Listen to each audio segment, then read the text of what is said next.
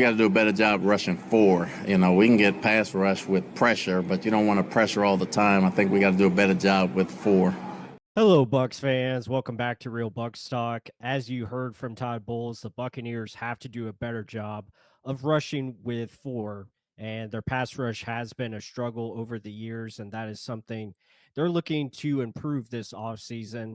And could that potentially be Chargers edge rusher Khalil Mack? It has been reported by Pewter Report and my good friend Josh Capo that the Buccaneers do have interest in Pro Bowl edge rusher Khalil Mack, as you see there on the screen.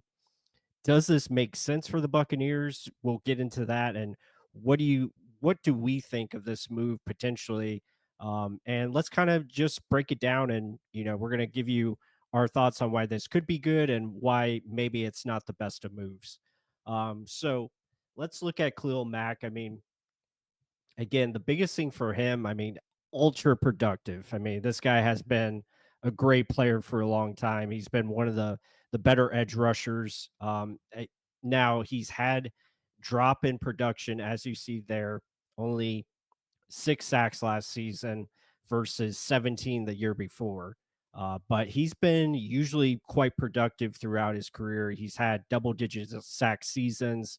He's done a great job of forcing turnovers, whether that's forced fumbles or, knocking down passes. Getting into the backfield has been the name of his game.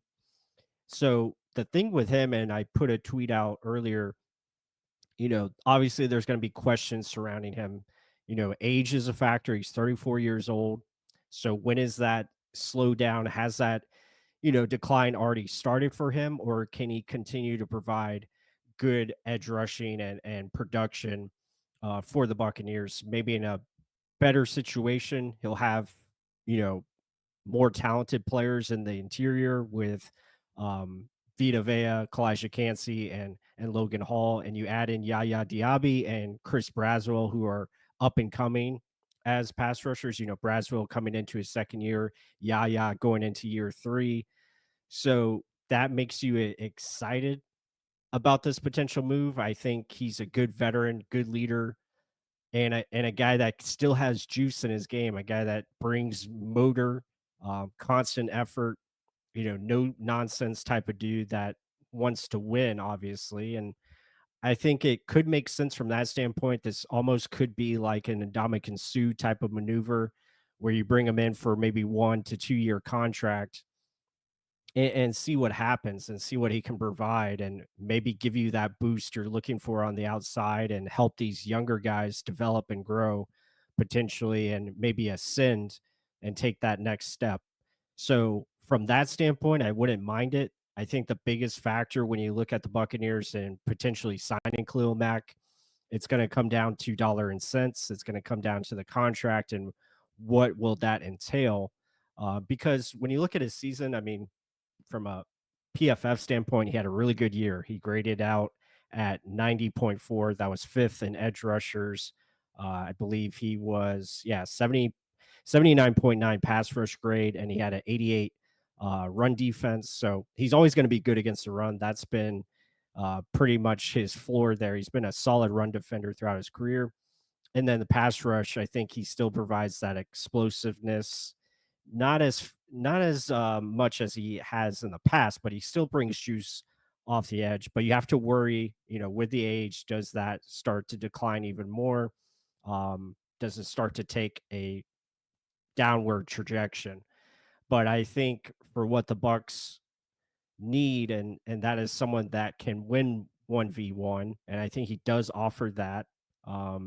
It wasn't as consistent last year, obviously, with the production and the lack of finish. Only 6 sacks. They say 7 here on PFF, but he was still able to generate pressure. He had over 50 pressures on the season, and he would definitely be an upgrade over JTS, Anthony Nelson. He would still provide, I think, more in terms of that standpoint. And I think it would be a move that, helps you in the sense that you don't have to force this position in round one of the draft. I think that is the most likely scenario why they would be intrigued by this move, because he's a guy that it has a high floor and can provide stable consistency at that position, someone who can bring leadership and also help develop these young guys, but also give you something on the field that is a constant thing for other teams to worry about because, he's still someone that you just don't want to leave one on one too often or on an island because he can still generate pressure from time to time. And I think it's something definitely to consider. And I think that's why the Buccaneers are interested. I mean, when you look at the Bucs depth chart, and we've been talking about they need to add some edge rush. They need to add some pass rush to the front. The front seven has to get better overall. And Khalil Mack definitely can provide that. I think he would be a good veteran to add. And we'll just have to see about cost. That's going to be the big thing. But when I look at his tape and you see, the ability to make the quarterback move, disruption, still has motor, as you see on that play, being able to chase down the quarterback, still able to provide speed to power.